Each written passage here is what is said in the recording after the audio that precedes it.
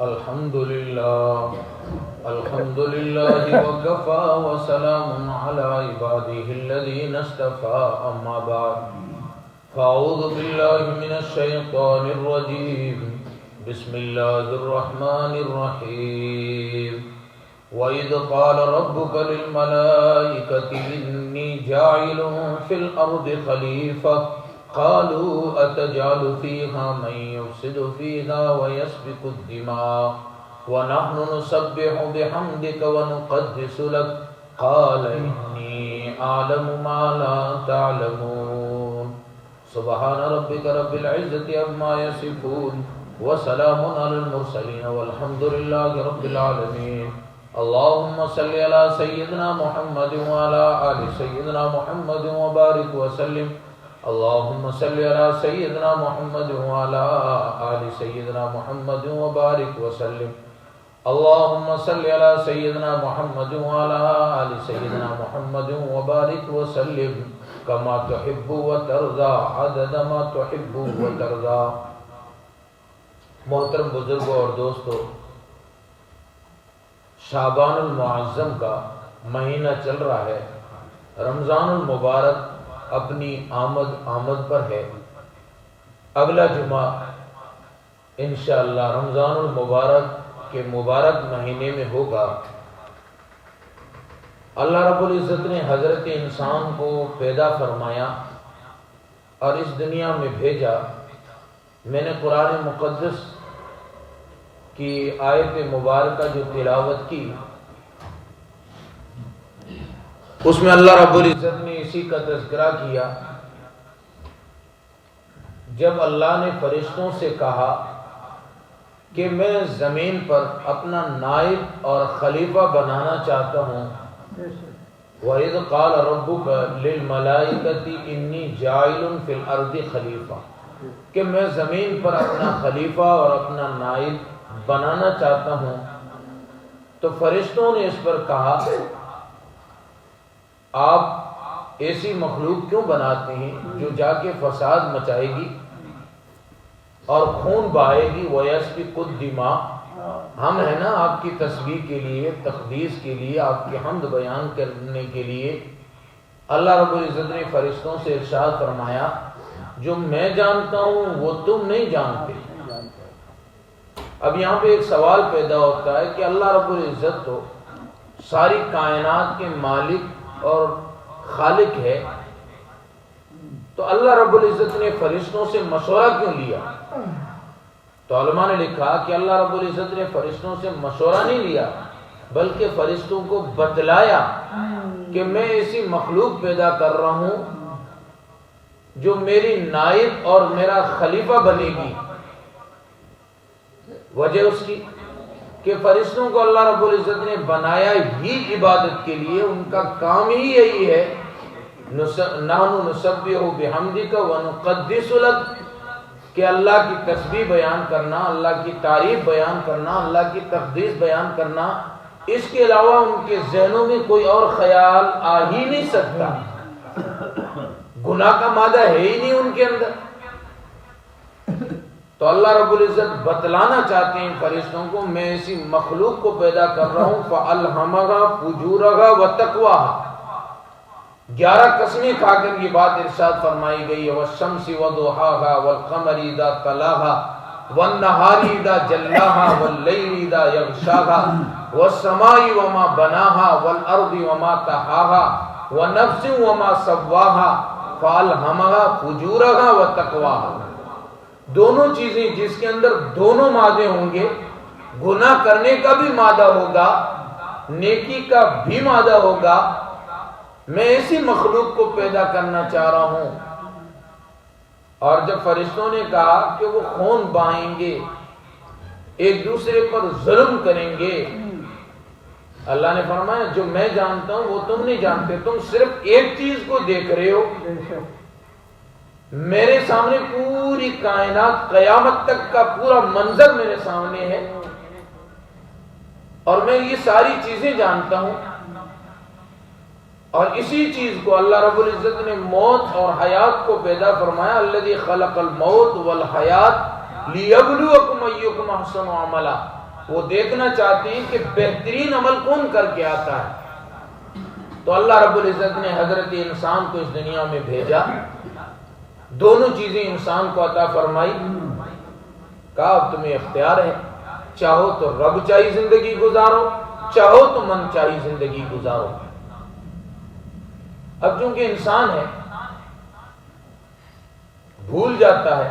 اللہ رب العزت نے انبیاء کرام علیہ السلام کو مبعوث فرمایا. آخر میں ہمارے نبی حضرت محمد مصطفیٰ صلی اللہ علیہ وسلم آئے، اور اب چونکہ آپ آخری نبی ہیں تو اللہ رب العزت نے نبی پاک صلی اللہ علیہ وسلم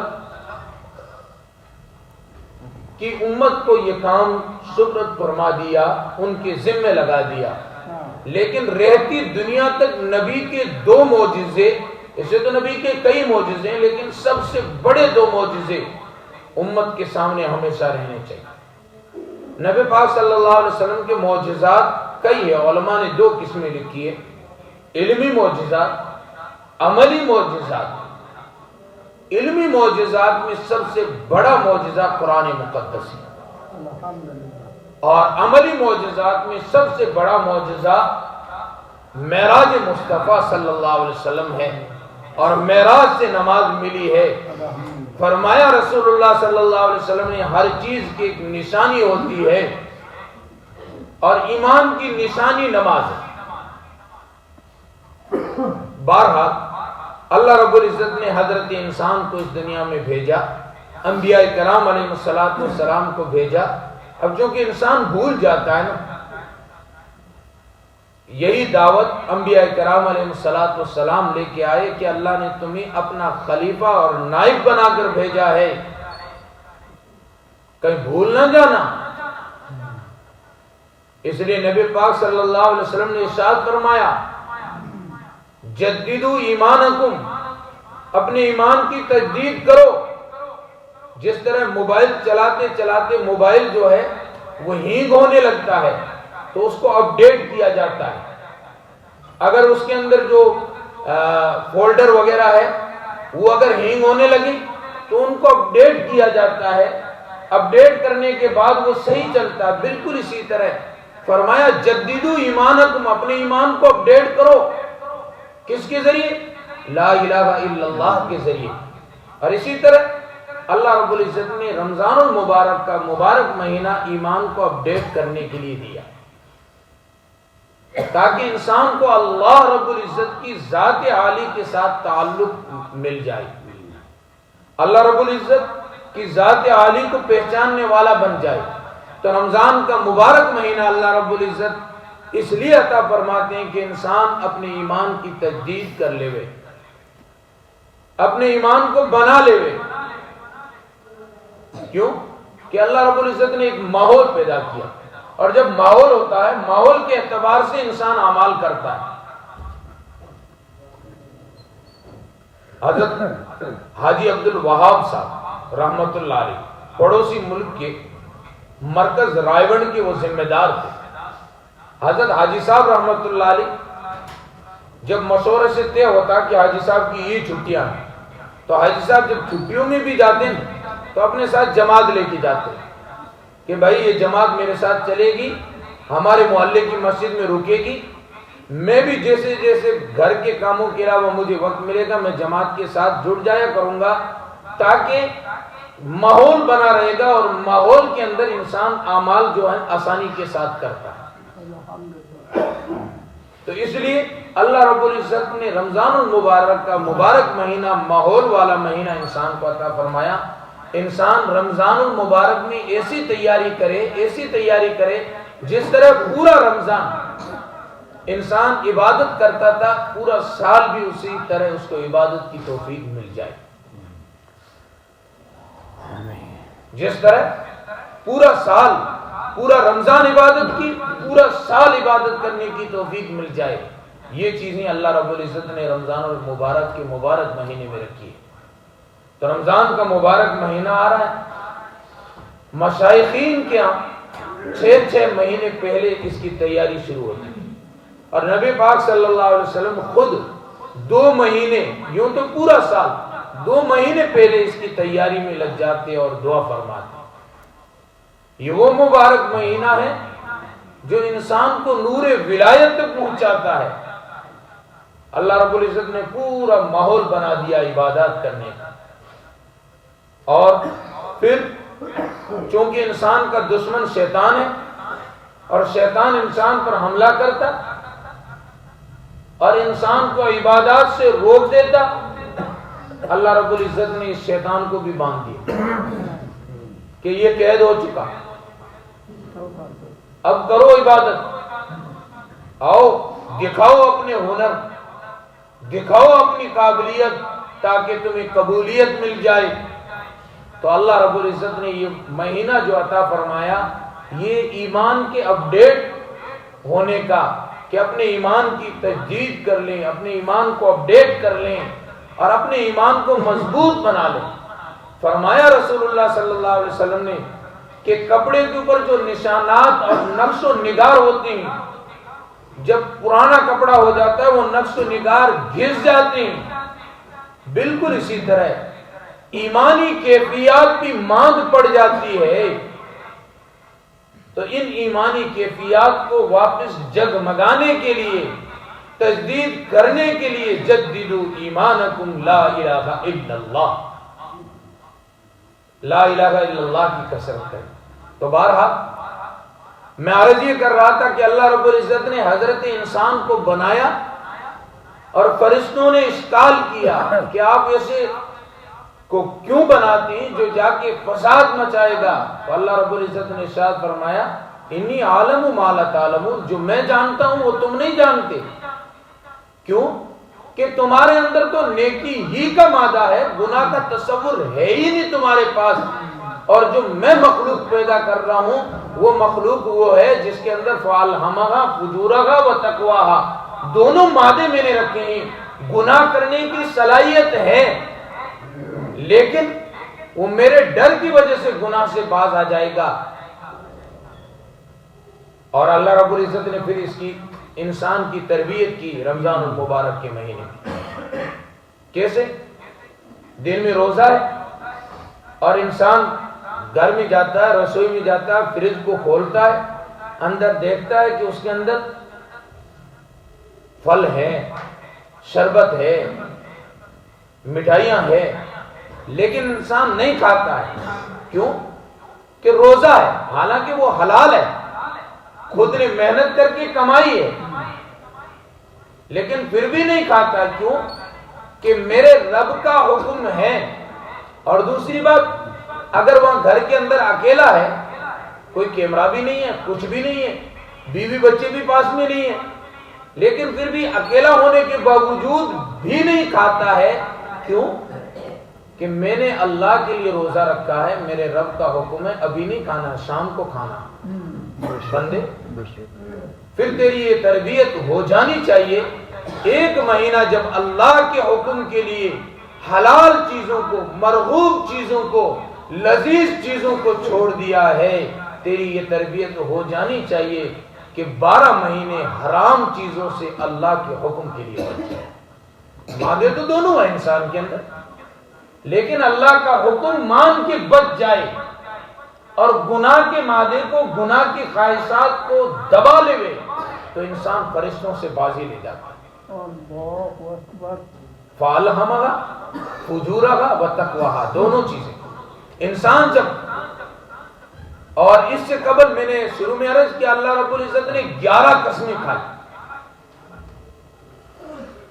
11 قسمیں کھانے کے بعد اللہ رب العزت نے یہ دونوں مادوں کا ذکر کیا کہ انسان جب نیکی کرنے پہ آئے، نور ولایت حاصل کرنے پہ آئے، تو وہ فرشتے جنہوں نے اس پر اعتراض کیا تھا مَن یُفْسِدُ فِیہَا وَیَسْفِکُ الدِّمَاءَ، یہ جا کے فساد مچائے گا، خون بہائے گا، لیکن یہ اللہ رب العزت کی معرفت کو حاصل کیا ہے اور اللہ رب العزت کا مقرب بندہ بنا ہے. اب وہ فرشتے جنہوں نے اعتراض کیا تھا اس پر رشک کرتے اور یہ فرشتوں سے بھی آگے نکل جاتا. اور دوسرا مادہ اور ہے خواہشات کا. انسان جب اپنی نفسانی خواہشات کے پیچھے لگ جائے، گنہگاری کے پیچھے لگ جائے،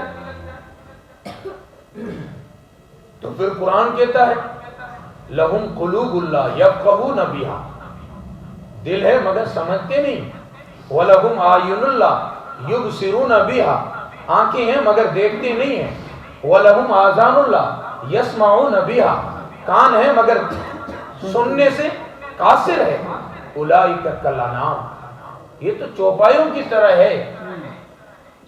اور صرف یہ نہیں کہا، چوپایوں بھی بکری اپنے بچوں کا خیال رکھتی ہے، جی شیر جو اس کے ذمہ ڈیوٹی ہے وہی کرتا ہے، گوشت ہی کھاتا ہے، کبھی گھاس نہیں کھاتا، اور بکری کبھی گوشت نہیں کھاتی، جو اللہ نے اس کے ذمہ لگا رکھا ہے خوراک وہی خوراک ہے۔ آگے فرمایا بل ہم ازل، جب یہ بدی اور نفسانی خواہشات میں گر جائے یہ جانوروں سے بھی گیا گزرا بن جاتا ہے، اور جب یہ نیکی کی طرف مائل ہو فرشتوں سے بازی لے جاتا ہے۔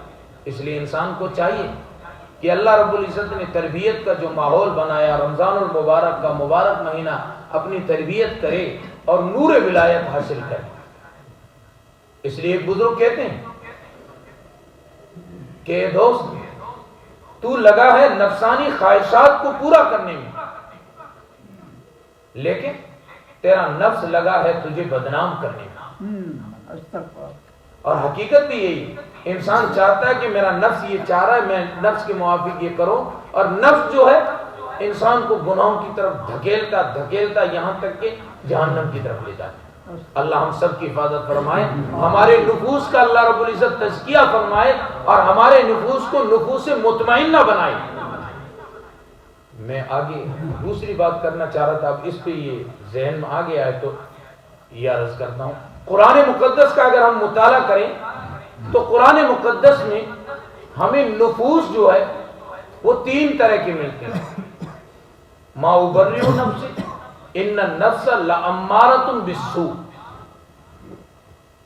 اور دوسرا نفس مطمئنہ، اور تیسرا نفس لوامہ۔ یہ تین نفوس ہیں۔ ایک وہ نفس جو گناہوں میں اتنا رنگ چکا ہے، اتنا رنگ چکا ہے اسے نیکی کا احساس ہے، نفس لوامہ، اور دوسرا نفس امارہ۔ انسان سنے نیکی کی دعوت تو نیکی کی طرف آ جاتا ہے، بعض مرتبہ گناہوں کا ماحول ملے تو گناہوں کی طرف چلا جاتا ہے۔ اب ان دونوں نفوس پر محنت کر کے نفس کو نفس مطمئنہ بنانا ہے، جو قرآن مقدس نے حکم دیا ہے صبغۃ اللہ، اللہ کے رنگ میں رنگ جاؤ۔ ومن احسن من اللہ صبغہ، کہ اللہ کے رنگ سے بہتر اور کوئی رنگ ہو سکتا ہے، یہ نفس مطمئنہ۔ تو رمضان کا مبارک مہینہ اللہ رب العزت نے بندوں کو اس لیے دیا ہے کہ بندے اپنے ایمان کی تجدید کریں، اپنے ایمان کو اپڈیٹ کریں، اور اپنے نفس کو نفس مطمئنہ بنائیں۔ اور نفس مطمئنہ ہی کے لیے بشارت ہے ایتھا النفس المطمئنہ ارجعی الی ربک راضیۃ مرضیہ فادخلی فی عبادی وادخلی جنتی۔ تو دوستو اپنے نفس پر محنت کر کے ہم نے اپنے نفس کو نفس مطمئنہ بنانا ہے۔ رمضان المبارک کا مبارک مہینہ اس لیے اللہ رب العزت ہمیں عطا فرماتے ہیں کہ ہم اپنے ایمان کی تجدید کر لیں۔ اگر رمضان المبارک کا پورا مہینہ ہم پالیں اور رمضان کے بعد جیسے ہم تھے ویسے کے ویسے رہیں، تو اس کا مطلب ہمارا رمضان جو ہے وہ صحیح نہیں گزرا ہے۔ آپ نے علماء سے سنا ہوگا، حاجی جب حج کر کے آئے اور حضرت اقدس پیر ذوالفقار احمد نقشبندی نے لکھا ہے کہ جو حجر اسود ہے یہ کسوٹی، انسان اس وقت دل کو بالکل صاف کر کے اس کی طرف ہاتھ کرتا ہے یا اس کو ہاتھ لگاتا ہے، اللہ رب العزت وہی کیفیات اس کے دل میں رکھتا ہے۔ اللہ ہم سب کو اس کسوٹی پر جب پہنچے ہمارے دلوں کو، نفوس کو صاف کرنے کی توفیق۔ تو علماء نے لکھا کہ انسان حج کرنے کے بعد بھی پہلے حج سے پہلے جو کچھ کر رہا تھا وہی چیزیں اب بھی زندگی میں ہیں، تو اس کا مطلب اس کا حج قبول نہیں ہوا۔ اسی کو میں یہاں پر فٹ کرتا ہوں کہ اگر رمضان کے بعد ہمارا مہینہ آگے کا شوال، ذی قاعدہ، ذوالحجہ، یہ مہینے اور پورے 12 مہینے اگر ہمارے اچھے ہیں، نماز والے ہیں، تو اس کا مطلب یہ کہ رمضان میں ہم نے اپنی تربیت کر لی، اپنے ایمان کو اپڈیٹ کر لیا، اپنے ایمان کی تجدید کر لی۔ اگر یہ نہیں ہے تو پھر اس کا مطلب اللہ معاف فرمائے، اللہ ہم سب کی حفاظت فرمائے، اس کا مطلب یہ ہے کہ ہم نے پھر رمضان کو کامیاب نہیں گزارا۔ تو اس لیے دوستو، یہ مبارک مہینہ آ رہا ہے، کوشش کریں۔ نبی پاک صلی اللہ علیہ وسلم ایک دن پہلے صحابہ کو نصیحت کر رہی ہیں اور کہہ رہے تمہارے اوپر مبارک مہینہ آ رہا ہے اور بھلائی کا مہینہ آ رہا ہے، تو اس لیے اپنی بھی تربیت کریں، اپنی اولاد کی ابھی سے ہم طے کریں، خصوصاً اپنے گھر کے اندر فضائل رمضان جو شیخ زکریا کی ہے اس کی تعلیم کریں۔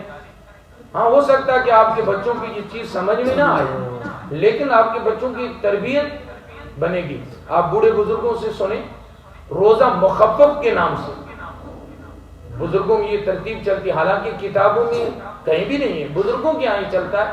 بچوں سے کہتے ہیں کہ بھائی دیکھو، آپ کا فجر سے پہلے روزہ شروع ہوا، اب آپ کا 10 بجے تک روزہ ہے، یہ ایک تربیت کرنے کے لیے۔ اب یہ 10 بجے آپ نے کھانا کھا لیا، اب ظہر تک، ظہر سے عصر تک، عصر سے مغرب تک، اس طرح وہ بچوں کو روزہ مخفف نام دے کے اس طرح وہ بچوں کی تربیت کیا کرتے تھے۔ تو یہ ایک تربیت کا سنہرا موقع ہے، ہم اپنی بھی تربیت کریں، اپنی اولاد کی بھی تربیت کریں کہ رمضان کا مبارک مہینہ تربیت والا مہینہ بن جائے اور ہم اللہ رب العزت کی معرفت کو حاصل کرنے والے، ایمان کی حقیقت کو حاصل کرنے والے بن جائیں۔ یہی مقصد ہے رمضان المبارک کے مبارک مہینے کا۔ اللہ رب العزت مجھ عاجز کے لیے اور آپ حضرات کے لیے یہ رمضان کا مبارک مہینہ اپنے قرب کا ذریعہ بنائے، اور اللہ رب العزت سے مانگے بھی، تیری ایک نظر کی بات ہے، میری زندگی کا سوال ہے، مجھے اپنی پستی کی شرم ہے، تیری رفتوں کا خیال ہے، مگر کیا کروں اپنے دل کا، اسے پھر بھی شوق وصال ہے۔ مجھ کو نہ اپنا ہوش نہ دنیا کا ہوش ہے، بیٹھا ہوں مست ہو کے تیرے جمال میں، تاروں سے پوچھ لو میری روداد زندگی، راتوں کو اٹھتا ہوں تیرے خیال سے۔ یہ کیفیت اللہ ہم سب کی بنا دے۔ وآخر دعوانا الحمدللہ رب العالمین۔